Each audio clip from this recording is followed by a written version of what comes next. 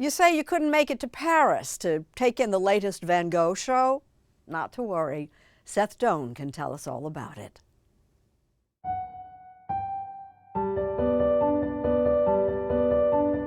With bold colors and dramatic brushstrokes, Vincent Van Gogh, that tortured genius, has traditionally expressed himself through his art.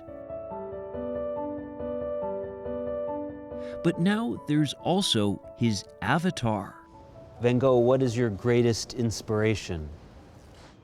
My greatest inspiration, without a doubt, is nature. He's a tad monotone, but is equipped with a wealth of knowledge. It is in nature that I find comfort. Artificial intelligence combs select biographies and the artist's own writings, 900 letters, covering art, relationships, and his struggles with mental health.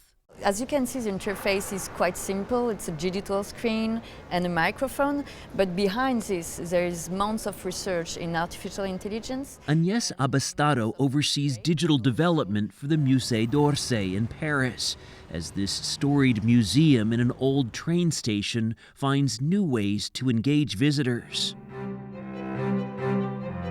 Its recent Van Gogh exhibition included a virtual reality experience based on the artist's palette and that avatar, Bonjour Vincent, which allows visitors to pose questions to the artist more than a century after his death. How were the last few months of your life? The last months of my existence were a blend of both hope and despair, a tumultuous combination that consumed me wholly. In the end, it was a time of great turmoil, which eventually led to my premature demise. It's remarkably personal. Yeah, it is personal because this technology really wants to recreate the personality of someone. Van Gogh was a troubled artist who killed himself at age 37, just 10 years into his painting career. But he was prolific at the end. In his last 70 days of life, he was producing more than a painting a day and dozens of drawings, many of which were gathered at the museum. You've read those 900 letters of Van Gogh's. I asked the Van Gogh avatar what his greatest inspiration was. He said nature. Was the avatar right? Yes, totally. Emmanuel Coquery is the exhibition curator.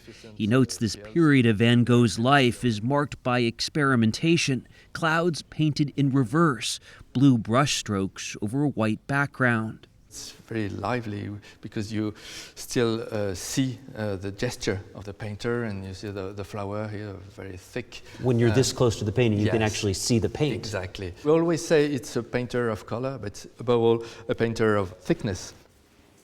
The Dutch artist had moved to the countryside near Paris in May 1890 after famously cutting off his ear and spending time in an asylum.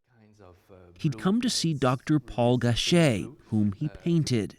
Dr. Gachet told him to forget about all your trouble, problems, just work, paint. So all day long he painted. He followed doctor's orders, painting the roots of an acacia tree at the very end. He finished it on the day he died. And of course, the symbolism is really heavy. He wanted to marry, to find a house, and to root himself in family life with children. He didn't succeed. And he says in his last letter that was found in his pocket, only our painting can speak. But now those letters are speaking through a higher tech form of expression. But even though Dr. Gachet gave me his word, I could not bring myself to believe that my troubled mind could ever be healed. Some visitors could say this is a gimmick or almost a distraction from Van Gogh's art. It's another way to enter what we know and all the knowledge about Van Gogh. And what I think interesting about this interface is that it's not us, museum, who choose a theme. It's the visitor who really asks what he wants to know about Van Gogh. We asked AI Van Gogh about the initial public reception to his work.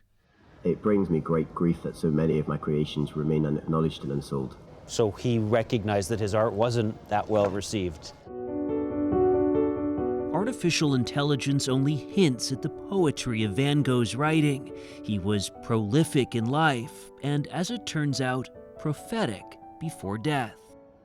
Though I cannot claim to foresee what is to come, I hold firmly to my conviction that art, true art, possesses the ability to transcend time and stir the hearts of generations to come. To me, the worth of my art lies in its power to reverberate with others and to reveal a glimpse into the splendor and intricacy of life itself.